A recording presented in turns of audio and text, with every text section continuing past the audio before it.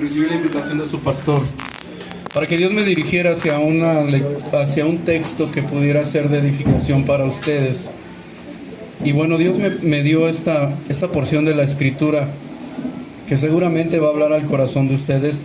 Pastor, perdone, no se puede pegar más el micrófono. Sí, no alcanzan a oír, ya me oyen mejor. Ya. Estoy acostumbrado al que va aquí, ¿no? Perdón. No, está bien. No. Simplemente la falta de costumbre, porque hace mucho que no utilizo un teléfono, nomás un micrófono así.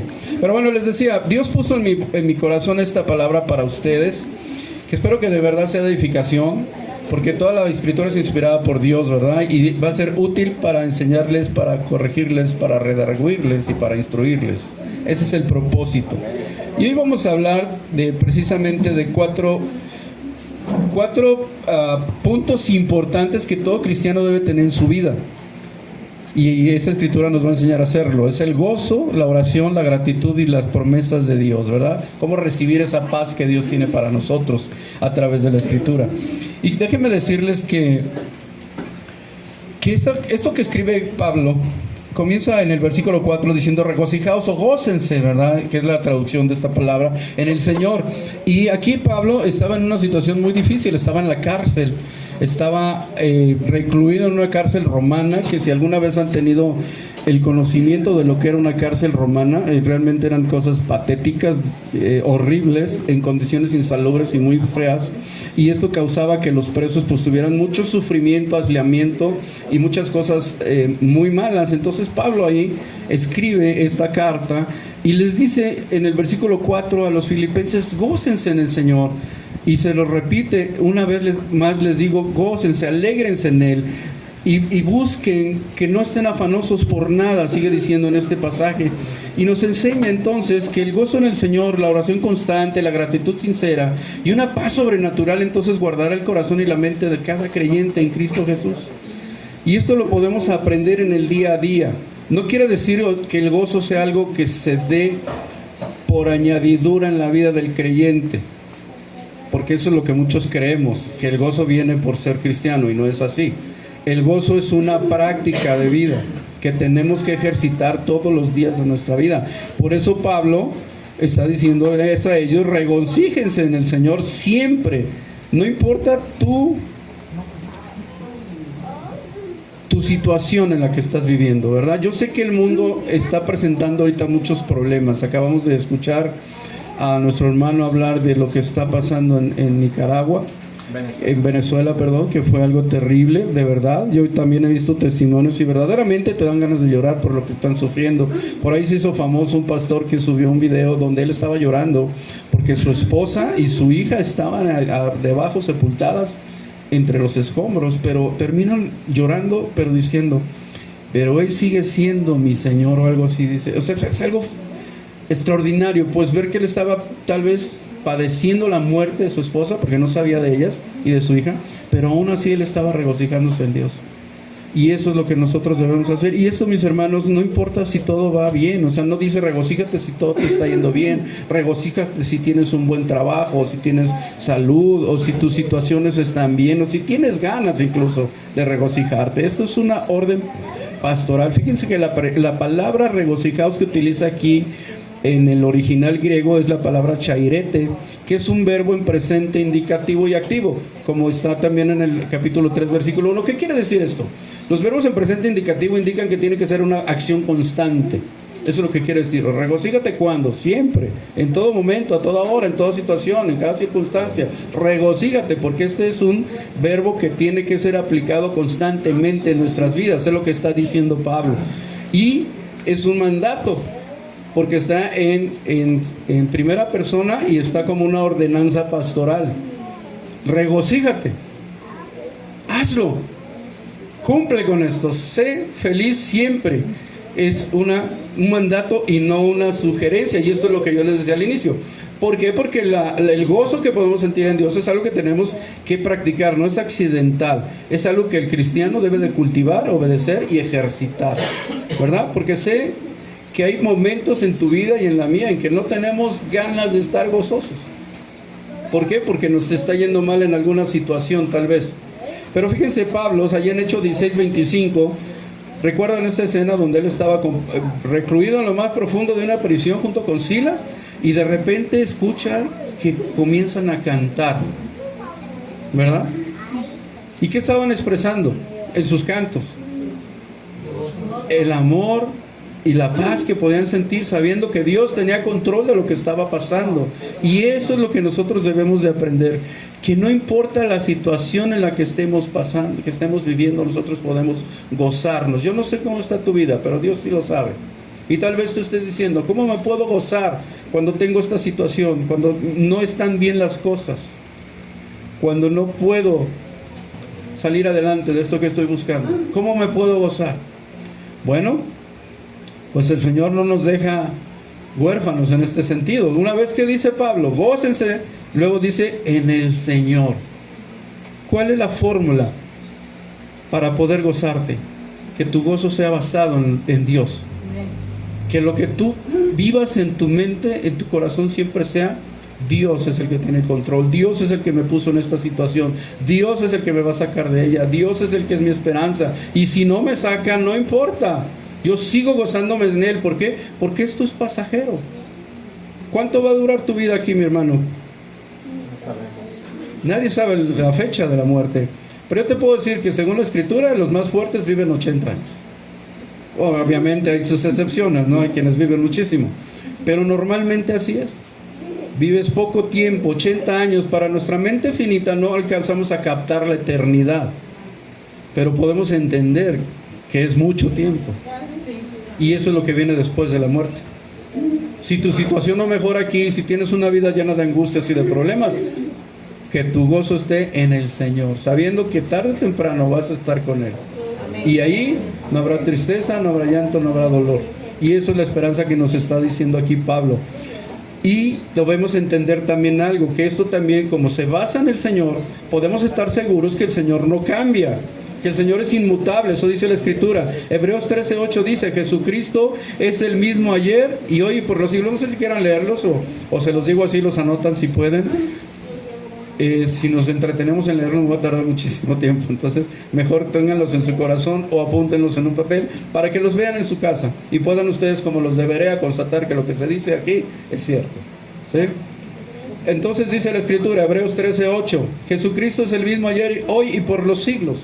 Y si dudabas de esto, Malaquías 3:6 también nos dice: porque yo, el Señor, no cambio.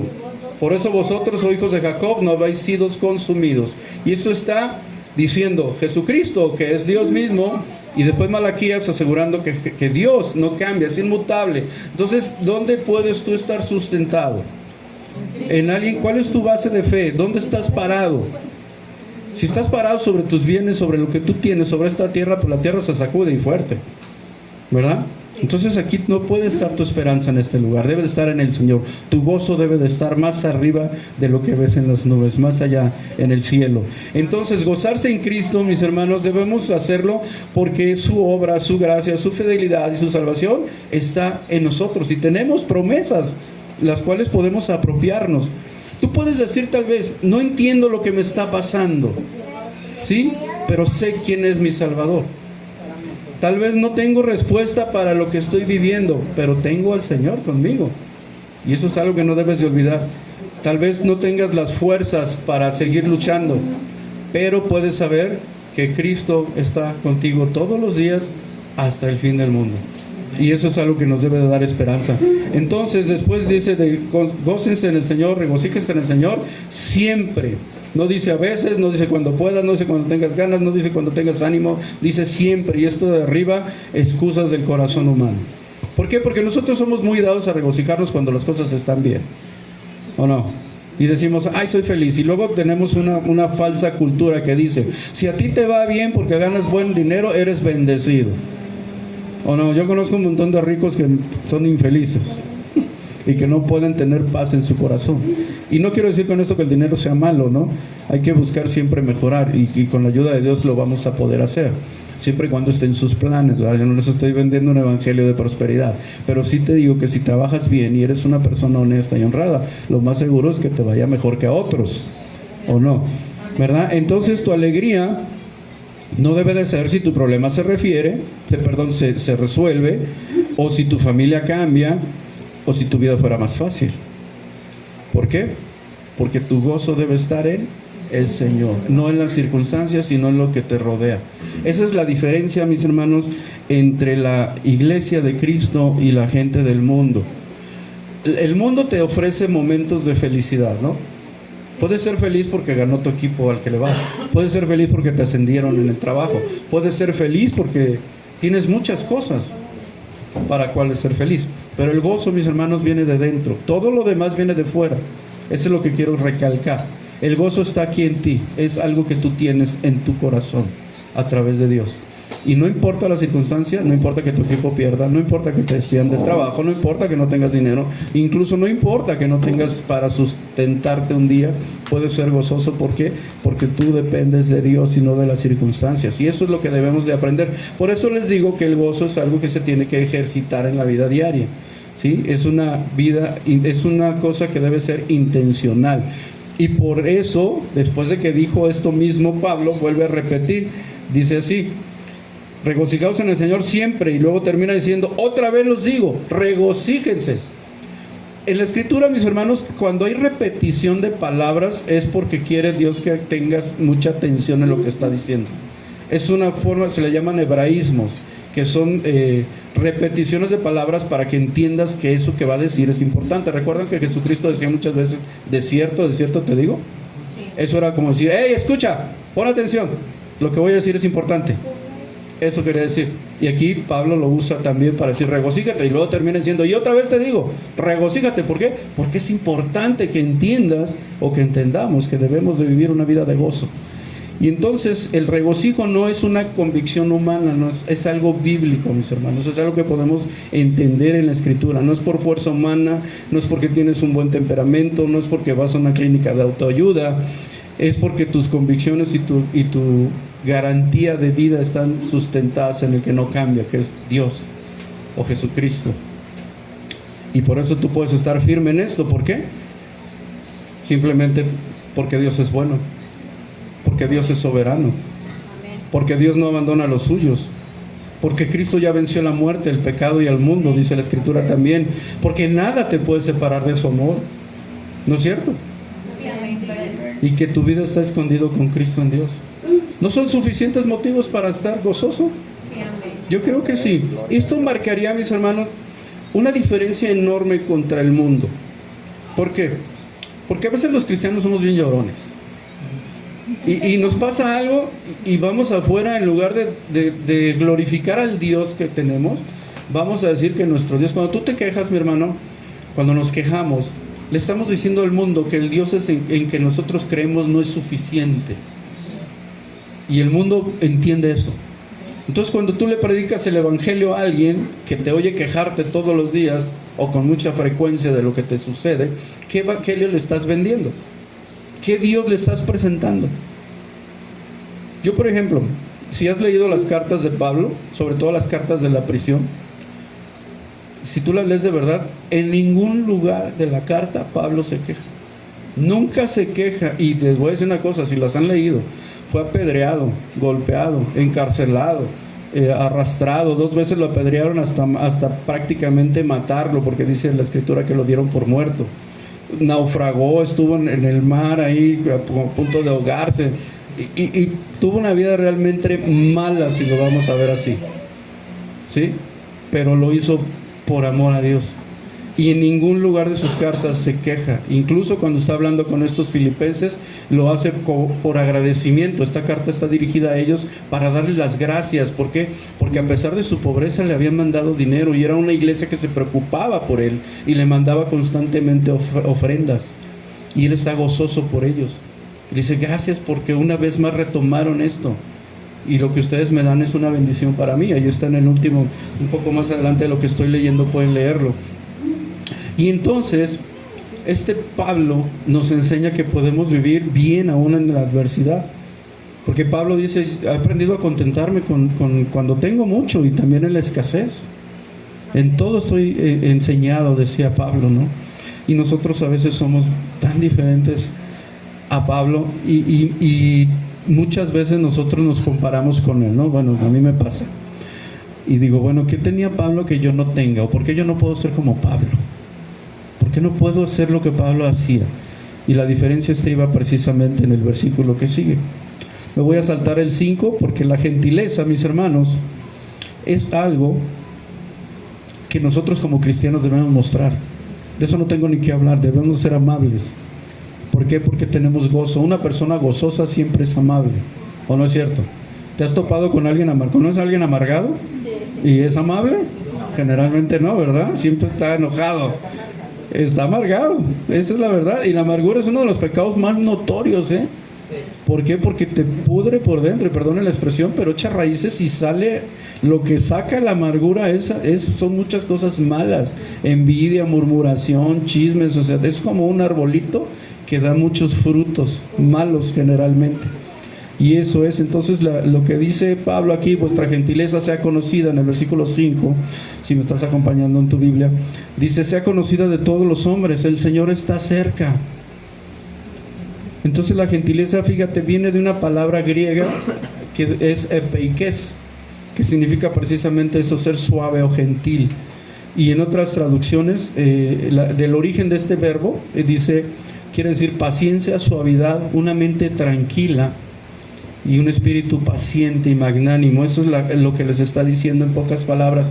Está diciéndoles a ellos, a los filipenses, y en este caso a ti que estás escuchando, que tú seas gentil, suave, amable, que tengas paciencia, que tengas suavidad al hablar, que tu mente sea tranquila, que tengas modestia y que tu espíritu sea paciente y magnánimo, y que esto sea conocido de todos, ¿verdad?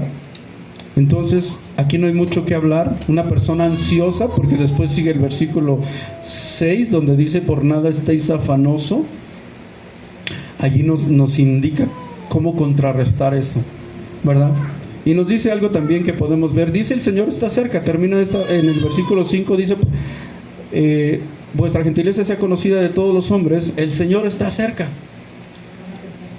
¿Pero cerca de qué? ¿O de quién? ¿Tú puedes saber que el Señor está cerca de ti? O sea, ¿lo sabes y lo entiendes, lo vives? ¿Conoces esa verdad que está escrita en la palabra? Dice: yo estaré con vosotros todos los días hasta el fin del mundo. ¿Qué es estar contigo?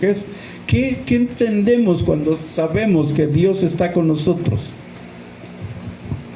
Bueno, si no lo has pensado, Dios está contigo en lo privado. Lo que tú haces en privado, ahí lo está viendo Jesús, ¿sí? Y te puede ver. No hay nada oculto para Él. Dios está en lo público, Dios está en tu trabajo, Dios está en tu casa, Dios está con tu esposo, Dios está con tu esposa, o sea, cuando tú estás con Él, me refiero, ¿sí? Entonces Dios está con nosotros, y es lo que les está diciendo: Dios está cerca. Y puede haber dos formas de entender esto. La primera es precisamente que Dios está con nosotros, que su presencia nos acompaña todos los días. Eso tal vez sea lo que Pablo hubiera querido decir, porque no lo aclara aquí. Pero también podemos entender que Dios está cerca porque viene pronto.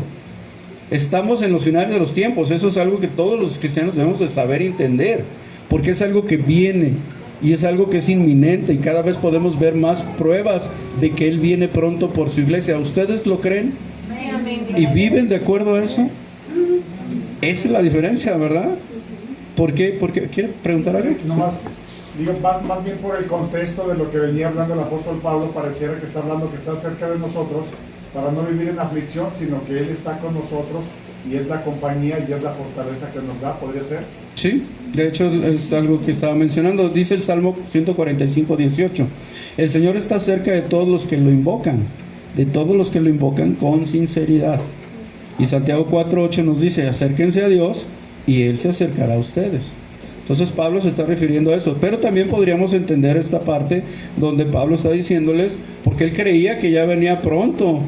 Él lo dijo en muchas de sus cartas, dice: a todos los que vivamos, que no hayamos muerto, seremos levantados. O sea, él ya creía que venía ese evento, entonces por eso lo predicaba también. Y podemos también tomar, sin salirnos del contexto bíblico, que podría estar hablando de esa venida.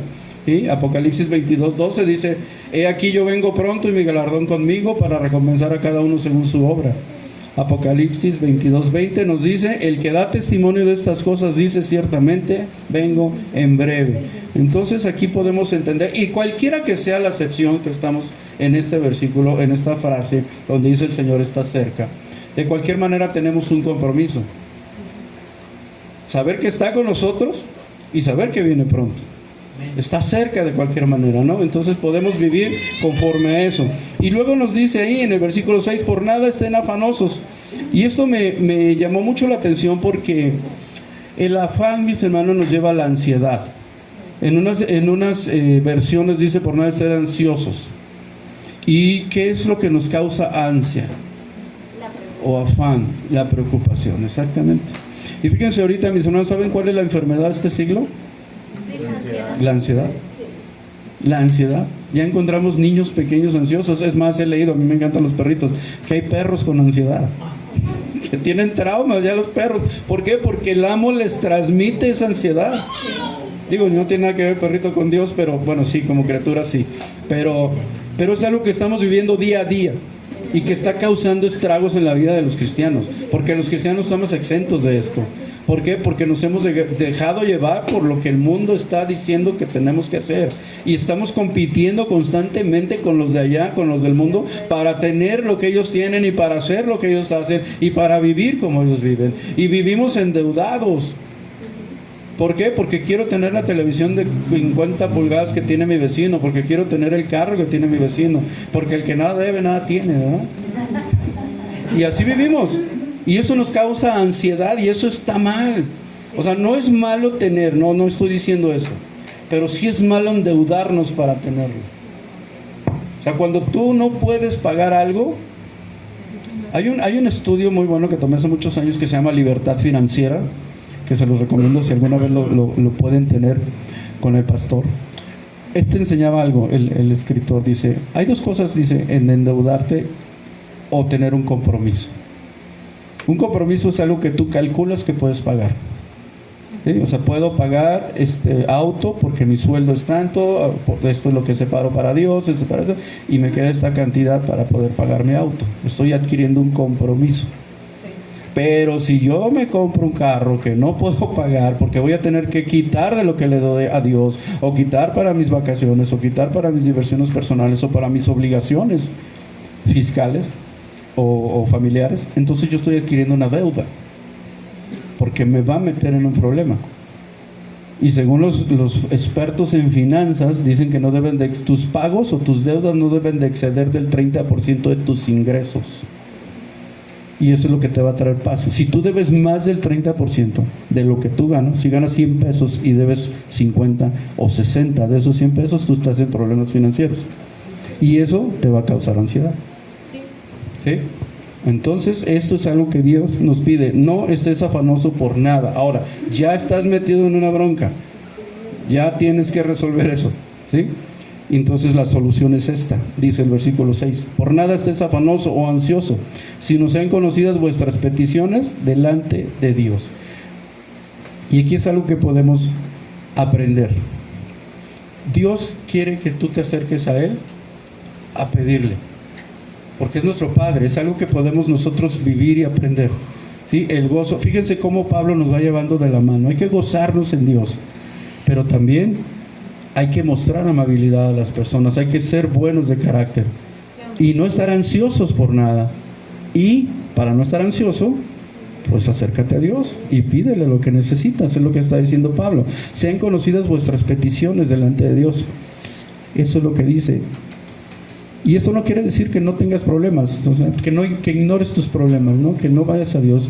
Lleva todo delante de Dios. La oración, mis hermanos, es el lugar donde la ansiedad se transforma en dependencia. Cuando tú reconoces que necesitas a Dios. Y eso es una maravillosa experiencia. No sé si tú la vivas, ¿verdad?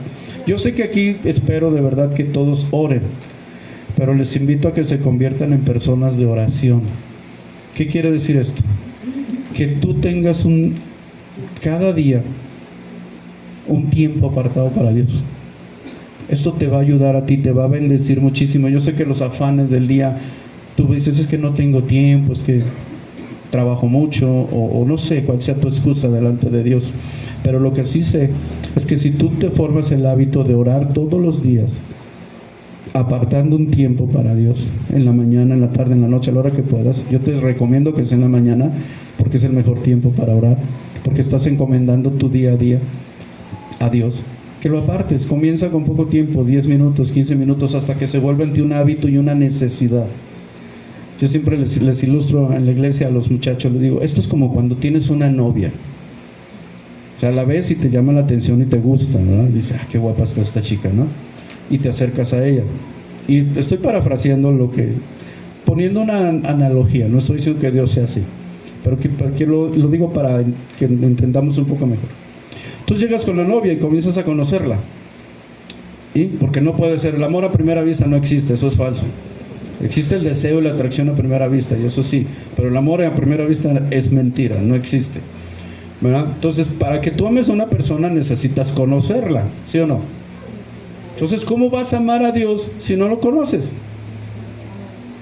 No puedes amar a Dios si no lo conoces. Tienes que conocerlo de forma íntima y personal. Tienes que tener tiempos con Él, tiempos de calidad. ¿Y cómo le vas a dar un tiempo de calidad si tú crees que orando, manejando, estás cumpliendo con ese tiempo? O si estás lavando trastes y estás orando. No quiero decir que esto sea malo, pero quiero decir que Dios merece, porque nosotros lo necesitamos, de apartar tiempos para Él. Orar en lo secreto, ¿sí? Es lo que Jesús enseñó. Cuando ores en lo secreto, ¿qué es lo secreto? Pues cuando apartes un lugar para orar. ¿Alguien vio la película que se llama Cuarto de Guerra? Es una película hermosa que habla de la oración.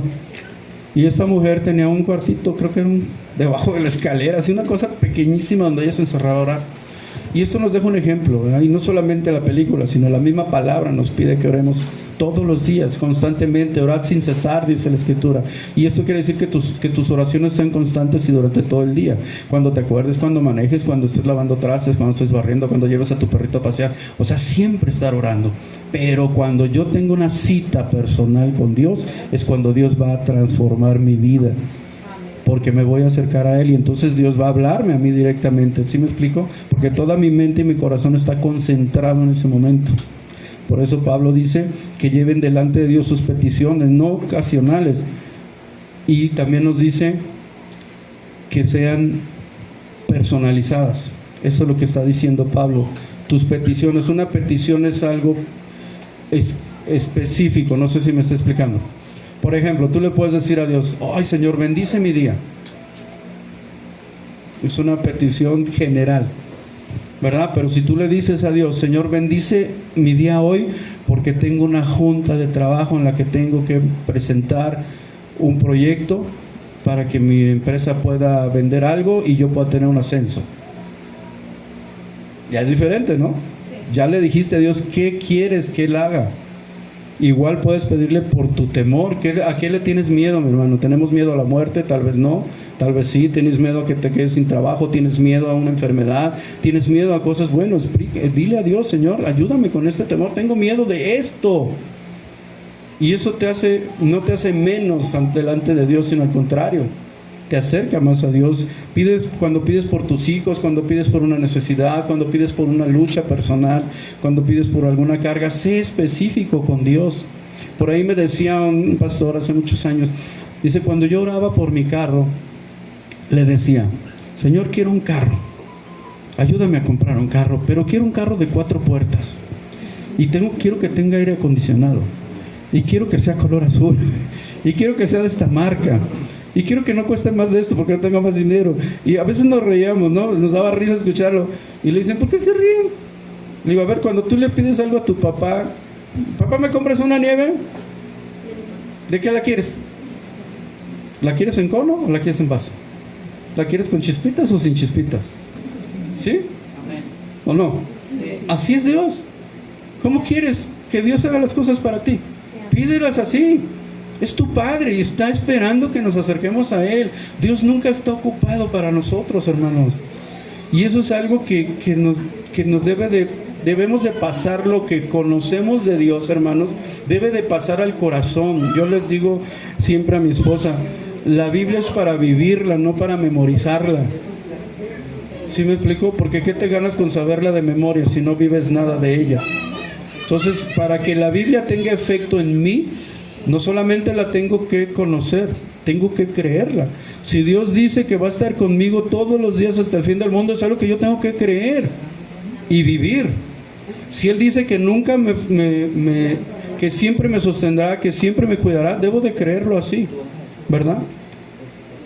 Y todo lo que la Biblia dice, mis hermanos, es verdad y debemos de apropiarlo porque es de nosotros.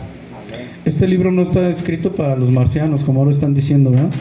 Está escrito para nosotros. Y olvídate si hay vida en otro planeta, por cierto. Eso no tiene nada que ver con nosotros. Y si lo hubiera, el plan de salvación es para nosotros. ¿Sí o no? Porque dicen, no, cuando los cristianos se den cuenta que hay vida en otros planetas, su fe se va a tambalear. ¿Sí es cierto? No. ¿Por qué? También está dentro del control. Si Dios hizo otras cosas allá, otros seres, qué bueno por Él. Pero lo que yo vivo es lo que Él me dio a mí. A mí me dio a Jesucristo. A mí me dio un plan de salvación personal. A mí me salvó, a mí, ya sea a los demás, eso no me importa. Por eso tengan mucho cuidado con eso. No dejen que los tambaleen con esas cosas, ¿verdad? Y bueno, ya en otra ocasión hablaremos de lo que yo creo que son esos seres, ¿verdad? Pero bueno, ok. Entonces, hermanos, cuando nosotros vamos a Dios, dice la Escritura, siguiendo con esto, dice que vuestras peticiones, sean conocidas vuestras peticiones delante de Dios con toda oración, bueno, ya lo vimos, y ruego. Y ruego, ¿qué es rogar? ¿Qué entendemos por rogar? Pedir en varias ocasiones. Pedir así, pedir con súplica, insistir, ¿verdad? Y eso es lo que está diciendo. O sea, tus peticiones deben de ser con ruego. O sea, insiste en orar, porque muchas veces desistimos de la oración. Estamos orando por alguien y dejamos de orar porque vemos que no se cumple, porque vemos que Dios, o creemos que Dios no nos escucha. Pero Dios siempre nos escucha, Él tiene sus tiempos, que es una cosa muy diferente, pero Él lo va a hacer. Yo les quiero comentar algo para que, y esto es un testimonio que tenemos mi esposa y yo. Mi hija mayor conoció el evangelio de niña, se alejó de él y bueno, pasaron muchas cosas y estuvimos orando por ella 25 años, y eso fue algo que nos dolía en el corazón, verla alejada de Dios. No porque estuviera muy mal, pero pues simplemente estaba renegando de Dios y no estaba con Él. Pues vimos el cumplimiento de nuestras oraciones, ¿verdad? Gracias a Dios ella se arrepintió y está asistiendo a una iglesia y nos da mucho gusto. Pero si yo hubiera desfallecido, imagínate, no, pues mi hija ya no tiene remedio, ya para qué perdemos el tiempo, ¿verdad? Pero estuvimos siendo constantes y Dios nos dio la respuesta que esperábamos. Por eso no quiero decir que cuando tú llevas a Dios peticiones, no quiere decir que esto vaya a corregir todo. Sí quiero decir que Dios puede dejar que sigas sufriendo lo que estás pasando. Dios puede dejar que sigas doliendo. Es más, Dios puede dejar que mueras de una enfermedad. Pero te voy a decir qué pasa. No siempre la circunstancia cambia, pero sí cambia el corazón. No siempre se resuelve el problema al instante, pero sí te fortalece tu fe, porque estás confiando. No siempre desaparece la prueba, pero sí llega la gracia suficiente para atravesarla, para soportarla. Y la oración no siempre cambia primero el entorno, pero algo que te puedo decir, mi hermano, es que la oración te va a cambiar a ti. Porque la oración, cuando tú practicas la oración, el primero que cambia eres tú. Y eso es un hecho que puedes comprobar. Como yo he visto eso en muchas personas, ¿no? Que oran por situaciones y que están ahí aferrados a que las cosas cambien, pero empiezan a orar y a orar, a orar. Simplemente te digo, ¿alguna vez has orado por algún enemigo tuyo? ¿Alguien que tú consideres tu enemigo? ¿Y no ha cambiado tu corazón, hermano? ¿Qué ha pasado? Dejas de odiar a esa persona, dejas de tener problemas con ella y comienzas a orar. Dios bendícelo, cámbialo, ayúdalo. Y al principio oras porque le caiga a ser hirviendo y que lo míe un perro y que se le descomponga el carro. Y sí, porque estás dolido con esa persona, pero conforme tú avanzas en tu oración, Dios cambia tu corazón y empiezas a bendecir a esa persona. Y comienzas a entender por qué Jesucristo le decía: ora por los que te persiguen, bendice a los que te maldicen. Y eso es algo que vas practicando y vas aprendiendo y vas teniendo gozo aún en esas circunstancias, ¿no? Entonces es así como debemos de orar y hacerlo práctico. ¿Cómo podemos hacer esto práctico? Bueno, pues cuando tengas un problema, en lugar de angustiarte, ponlo delante de Dios. Llévaselo a Dios, llévate esa carga a Dios en oración. Ponle nombre y apellido a tu situación, a tu problema. Preséntala delante del Señor, ora con sinceridad, reconociendo que no puedes salir de ese problema o que necesitas del apoyo de Dios para poder salir o para poder entender lo que está pasando. Clama con humildad, mucho cuidado con esas proclamaciones que ahora se ven. Yo decreto. ¿Han oído eso? Eso es falso, no se puede decretar. ¿Por qué? Simplemente si nos vamos a la lógica social, el único que tiene el derecho de decretar es el rey. En una nación donde hay un rey nadie puede hacer decretos, solo el rey. Y nosotros tenemos un rey, ¿no? Entonces, ¿quién puede decretar? Él. Es el que decreta, nada más. Tú no puedes decretar nada. ¿Por qué? Porque no tienes la autoridad para hacerlo. Tú puedes orar con fe y declarar con fe, porque la fe, ¿qué dice Hebreos? Es la certeza de lo que se espera y la convicción de lo que no se ve. Entonces, si yo espero que mi hija sea salva, entonces yo oro con fe, le pido por el nombre de mi hija y luego le doy gracias porque sé que lo va a hacer. Porque esa es mi fe. ¿O no? ¿Verdad? Y a veces nos olvidamos de esas partes, ¿no? Entonces oremos con humildad, siempre clamemos a Él y no te quedes rumiando con tu problema. ¿Por qué? Porque eso solo te va a amargar y te va a llevar lejos de Dios. Cuando tenemos afán, mis hermanos, nos aleja de Dios el afán. La ansiedad nos aleja de Dios y de las personas. Nos convierte en personas enojonas. Y lo último que dice, con oración y ruego y con acción de gracias. Entonces, hagamos esto que dice la Escritura, ¿no? La gratitud cambia tu manera en que vemos la vida, las pruebas y a Dios mismo. Cuando somos agradecidos, mis hermanos, no tenemos tiempo para la crítica, no tenemos tiempo para la duda, no tenemos tiempo para el afán, ni muchas otras cosas. Y no importa que tu problema no se resuelva, no importa que la puerta siga cerrada, no importa que no recibas respuesta, agradécele a Dios. Yo hubiera podido renegar después de 25 años de orar por mi hija, hubiera podido decirle, ¿sabes qué? Está bien, pues ya, mándala al infierno. Eso quieres, no me haces caso. Tengo muchos años orando por ella y no se convierte. ¿Sí? Pero Dios fue fiel. Y me daba paz. Y yo decía, bueno, Dios, me voy a esperar, y voy a esperar, y voy a esperar, y voy a esperar. Y pasaron 25 largos años. Pero yo le doy gracias a Dios porque al final de cuentas le pude decir, Señor, gracias. Gracias porque llamaste a mi hija también, ¿no? Y así te animo a que tú ores con ese, ahí sí puedes afanarte, vamos a decirlo así. Ahí sí afánate. Ora sin cesar, todos los días levántate y di, Señor, ayúdame con esta situación. Te pido por mi hijo, te pido por mi hija, te pido por esta situación que estoy pasando. Todos los días, a cada momento lo puedes hacer. La ansiedad te dice, mira todo lo que puede salir mal.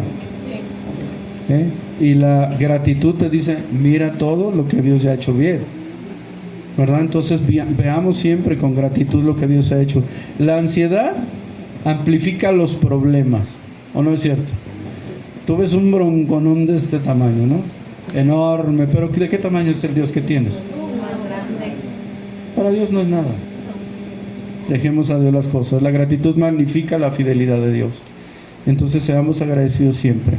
La gratitud va a fortalecer tu fe siempre, mi hermano. Cuando tú seas una persona que agradezca, tú vas a conocer a Dios de diferentes etapas, de diferentes formas. Porque vas a saber quién es el Dios que te suple. ¿Cómo puedes saber que hay un Dios que suple si nunca tienes necesidad? ¿Cómo puedes saber que hay un Dios que sana si nunca te ha sanado a ti? Son etapas que tenemos que pasar los cristianos, ¿sí? Porque el cristiano no está exento. También estamos en un mundo caído, también tenemos una naturaleza pecadora y gracias a esa naturaleza pues tenemos enfermedades y padecemos muerte y dolor, igual que cualquier persona. La diferencia, mis hermanos, es cómo vivimos aquí, cómo marcamos una diferencia con el mundo, viviendo gozosos, viviendo agradecidos, orando en todo tiempo, presentándole a Dios nuestras necesidades, y eso es lo que va a impactar a la gente de afuera, ¿sí? Que seamos diferentes. Tú puedes decirle cuando estés dando gracias, recuerda la fidelidad de Dios. ¿Alguien tiene algo por qué decirle a Dios gracias por tu fidelidad? Todos tenemos algo. Puedes decirle a Dios gracias porque me has sostenido en esto o en aquello. Todos lo podemos hacer. Tú le puedes decir a Dios gracias porque no me has abandonado. Ha estado ahí. Aunque tengas el agua hasta acá, Él está ahí y está metido contigo. ¿Sí? Te está diciendo, ánimo, ánimo, yo estoy contigo, puedes salir adelante. Y tú le puedes dar gracias a Dios por promesas cumplidas. Entonces no olvides eso. No olvides eso, porque fíjense mis hermanos que cuando olvidamos ser agradecidos nos desviamos de Dios. ¿Sí? Porque entonces empezamos a ver las cosas malas y nos enfocamos en ellas más que en el agradecimiento. Entonces puedes dar gracias por favores y respuestas. Y te voy a dar algunos versículos para apoyar esto.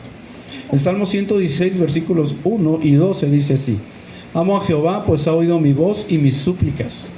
¿Con qué pagaré a Jehová por todos sus beneficios para conmigo? Puedes orar también, dar gracias, por el rescate y la sanidad. Jehová Dios mío, a ti clamé y me sanaste. Oh Jehová, hiciste subir mi alma del Seol y me diste vida. Salmo 30, versículos 2 y 3. Puedes dar gracias también por perdonar tus errores. Bendice alma mía a Jehová y no olvides ninguno de sus beneficios. Él es quien perdona tus iniquidades y el que sana todas tus dolencias. Entonces hay muchos versículos en la Biblia que nos invitan a ser agradecidos. Por sacarte de una crisis, pacientemente esperé a Jehová y se inclinó a mí y oyó mi clamor y me hizo sacar del pozo de la desesperación. O sea, si tú conoces la Biblia, vas a encontrar 1000 cosas para darle gracias a Dios. Entonces conozcamos la palabra de Dios y no seamos como Israel, que olvidó lo que Dios estaba haciendo cuando estaban en el desierto, que les dio muchas cosas, maravillosas cosas. Una sombra en el día, una columna de fuego en la noche, maná, codornices, cuidado. La escritura dice, si has leído ahí, que ni siquiera sus ropas y sus zapatos se gastaron. 40 años tuvieron la misma ropa, el mismo calzado y no se desbarató, no se desgastó. Hay que ir a ver dónde lo venden, ¿verdad? ¿Verdad? Pero eso es un milagro. Y es algo que leemos en la escritura y lo damos por, pues sí, qué buena onda por Dios, ¿no? Que los cuidó. Pero no, es un milagro. Y sin embargo ellos vieron todo eso y se enojaron con Dios porque añoraban, lo que comían en Egipto, ¿verdad? Y luego aparte los iba a llevar a la tierra donde fluye leche y miel.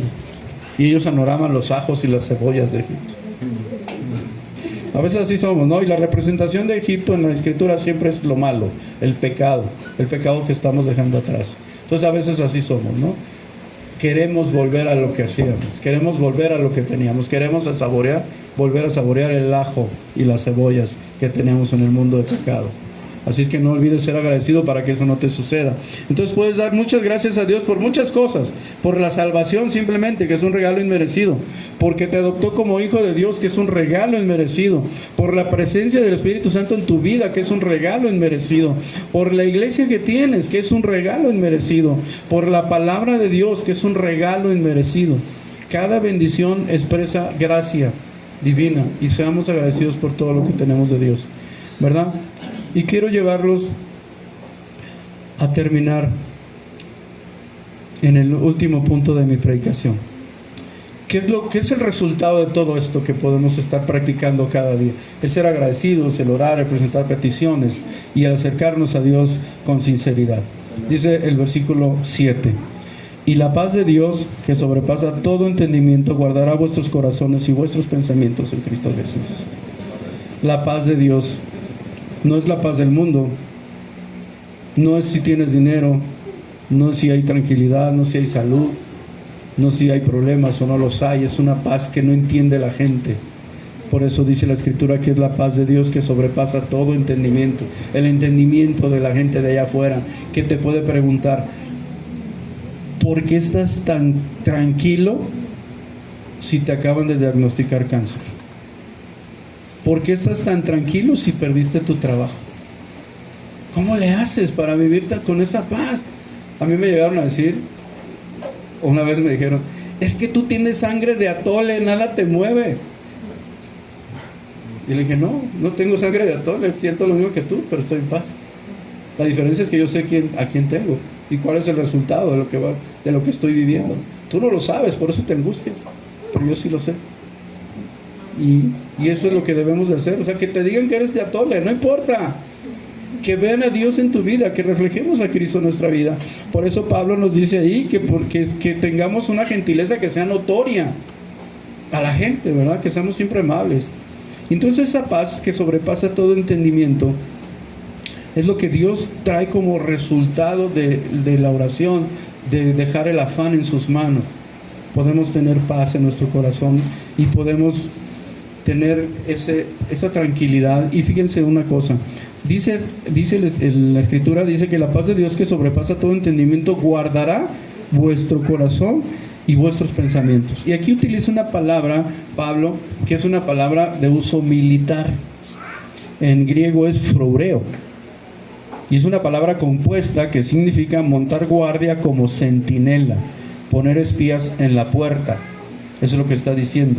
Figurativamente es como hacer un cerco alrededor y proteger. Eso es lo que está diciendo Pablo. Dice, la paz de Dios hará que sus ángeles, vamos a ponerlo así, te protejan y te cuiden. Va a levantar un cerco alrededor de tu vida para proteger tu corazón y tus pensamientos.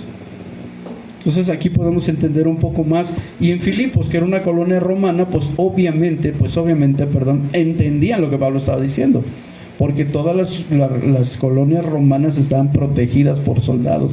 Tenían un cerco alrededor de las ciudades. No solamente había murallas, había soldados. Entonces cuando les dijo, cuando ustedes hagan esto, cuando tengan gozo siempre, cuando busquen a Dios en oración, cuando entreguen sus cargas a Él, cuando dejen el afán en sus manos y sean sinceros en su oración, entonces Dios los va a guardar como este montón de soldados que hay alrededor de la ciudad. Así pondrá un cerco en su corazón, en su mente, para cuidarlos. Eso es lo que está diciendo Pablo. Entonces el temor y la duda se van a ir. ¿Por qué? Porque sabes que hay quien te está cuidando, quien te está protegiendo, que es Dios. Esa paz, protege tu mente, protege tu corazón, y eso te va a ayudar a vivir con tranquilidad, sabiendo que hay alguien que te cuida. Pero hay requisitos. ¿Cuáles son? Los aprendimos hoy. Gozarnos en Cristo, ser generoso, ser amable, ser generoso, no cuidar. No afanarte, pero para no afanarnos tenemos que presentar delante de Dios todas nuestras cargas y oraciones, y entonces vamos a tener esa paz que solo se encuentra en Cristo, porque dice aquí, y la paz de Dios que sobrepasa todo entendimiento guardará vuestros corazones y vuestros pensamientos en Cristo Jesús. Ese es el final de todo esto. ¿Qué es lo que Pablo espera de nosotros? Que nuestra vida esté centrada en Cristo. Todo lo que hacemos, lo que pensamos y lo que digamos debe estar centrado en Cristo, ¿sí? No en el mundo, no en los afanes del mundo, no en las necesidades que nos pone el mundo. Entonces podemos entender que esa paz que Él da no se encuentra en tu autosuficiencia, no importa lo que sepas ni cuánto sabes de eso. No se encuentra en una religión, no se encuentra en tu éxito, ni tampoco en lo que tienes. Se encuentra únicamente en Cristo, ¿verdad? Hermanos, esto es bien importante, porque si nosotros no vivimos de esa manera, no vamos a tener el gozo que Dios quiere que tengamos. Porque cuando nos dice gócense en el Señor, es porque lo puedes hacer, porque podemos sentirlo y vivirlo. No es algo que Dios no nos pide imposibles, ¿no? Si no dijera, a ver, todo el que sea cristiano que vuele. Pues no nos lo pide, porque no lo podemos hacer. Aunque si Él quisiera lo haríamos, ¿verdad? Pero no es el caso, no tenemos alas, no podemos volar, pero sí podemos tener paz. Sí podemos ser benignos, sí podemos amarnos, sí podemos perdonar, sí podemos tener esa paz que sobrepasa todo entendimiento, porque eso viene de Él. Amén. ¿Sí? Y si tú estás en comunión con Él, lo vas a tener, lo vas a vivir. Entonces, vamos terminando. Una pregunta para todos nosotros: ¿en dónde estás buscando la paz? ¿En el dinero? ¿En la estabilidad laboral? ¿En la salud? ¿En las personas? ¿O en que tú controlas las circunstancias? Recuerda que todo lo que pasa en este mundo es efímero. Donde tengas tu fe en este mundo, se acaba. Hoy te puede dar alegría a una persona y mañana te causa una tristeza. Hoy puedes tener el mejor trabajo del mundo y mañana puedes no tener nada. Puedes tener dinero en el banco y mañana se lo apropia el gobierno y te quedas sin nada. Puede pasar. Ha pasado en otros países, ¿verdad? Sí. Hermano, Salomón lo dijo en el libro de la Eclesiastés: vanidad de vanidades, todo es vanidad. Así el hombre es. que todo lo tuvo en todos los sentidos termina diciendo que todo es pasajero, que es como querer atrapar al viento con las manos, y termina como conclusión diciendo: y esto es el todo del hombre, teme a Dios y cumple su voluntad. Que esa era la plenitud y la llenura del hombre. Así es. Gloria a Dios. Pues eso es algo que debemos de vivir, hermano. No solamente gracias por compartirlo, hermano, pero es algo que debe ser una realidad en nuestras vidas. Porque conocerlo es bueno, pero vivirlo es donde empieza el problema, ¿no? ¿Cómo voy a vivir esto que yo sé? Entonces esto lo vamos a poder hacer a través de la cercanía que tengamos con Dios en la oración. ¿Sí? Cuando tengas intimidad con Dios, vas a conocer al Dios en el que tú crees, vas a ser amigo de Dios, por decirlo de una forma, y vas a conocer sus pensamientos. Entonces vas a saber qué le agrada y qué no le agrada, y vamos a dejar de especular en que lo que yo hago es bueno o es malo para Dios, porque vas a conocer perfectamente a Dios. Entonces siempre que tengas un afán en tu vida para que esto termine, esa ansiedad, recuerda quién es Dios. Esto ya es como una aplicación práctica. Lleva tus cargas al Señor en oración, agradece siempre por su fidelidad, descansa en sus promesas y confía en la obra perfecta de Dios. Así es que, hermanos, el gozo, la oración, la gratitud y la paz debe estar centrado en Cristo. ¿Verdad? ¿Tú lo crees? Amén, gloria a Dios. Así es. Bueno, entonces que esta enseñanza se convierta en algo práctico en tu vida. Y ya les dije, te voy a dar 5 aplicaciones prácticas que puedes llevar de aquí hacia tu vida diaria. Convierte cada preocupación en una oración. Segundo punto, cuando ves que surja una ansiedad, úsala como un recordatorio para buscar a Dios. Estoy ansioso. Ya sé quién me va a ayudar. Dios. Lo busco. Practica la gratitud intencional. Haz el hábito de agradecer antes de pedir. Cuando te acerques a Dios, dale gracias siempre antes de pedirle. ¿Verdad? Que esto sea algo cada día. Reconoce diariamente las evidencias de la gracia de Dios en tu vida. Descansa en la paz que Dios promete. No intentes controlar todo. Entrega tus cargas al Señor y confía en su soberanía. Confiemos en que Él tiene planes mejores que los nuestros. Y que esos planes nos van a bendecir. La Escritura dice que todo lo que sucede en la vida de un creyente es para su bien. ¿Sí? Pero ¿cuál es la condición para que eso sea? A todos los que aman a Dios. ¿Sí? ¿Y qué es amar a Dios?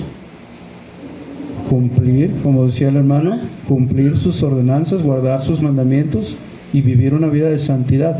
Si tú estás haciendo eso, todo lo que te pase será para tu bien. ¿Sí? Porque es una promesa. Pero si no estás viviendo así, entonces no todo va a ser para tu bien. No todo va a ser, al final sí, pues en un sentido de que Dios tiene propósitos para todo. Pero no esperes que te vaya muy bien si tú no vives conforme a la voluntad de Dios. ¿Sí? Entonces tengamos eso en cuenta. Mantén tus ojos en Cristo, la fuente del gozo, la oración, la gratitud y la paz no es una técnica de vida, es una forma de vida. ¿Sí? Una forma de vivir. Entonces vivamos así. ¿Y quién es a la persona a la que debemos de ver siempre? A Jesús. Por eso somos cristianos. ¿Sí? Porque Cristo es nuestra guía, Cristo es nuestro Señor, Cristo es nuestro Salvador, Cristo es nuestro ejemplo, Cristo es nuestro Dios, Cristo debe ser nuestro héroe, que debe ser a la persona que queramos imitar todos. ¿Sí? Hermanos, inclina tu rostro, vamos a terminar con una oración. Padre bueno, te doy muchas gracias por tu palabra, gracias porque como siempre, Señor, es viva y eficaz y nos confronta siempre, Señor. Ayúdanos, Padre, a vivirla cada día de nuestra vida. Y cada vez que tengamos afán o ansiedad, podamos ponerlo delante de ti, para que tú, Señor, suplas cada una de nuestras necesidades, y es que esto se haga con ruego, Señor, reconociendo que solo tú puedes hacerlo. Gracias por este tiempo, Señor, por esta iglesia. Gracias por cada persona que hoy escuchó de tu palabra, Señor. Ayúdanos a llevarla por práctica en nuestras vidas, para que no solo sea un conocimiento, Señor, sino que se convierta en una forma de vivir. Te damos gracias por todo, Señor, en el nombre de Jesús. Amén.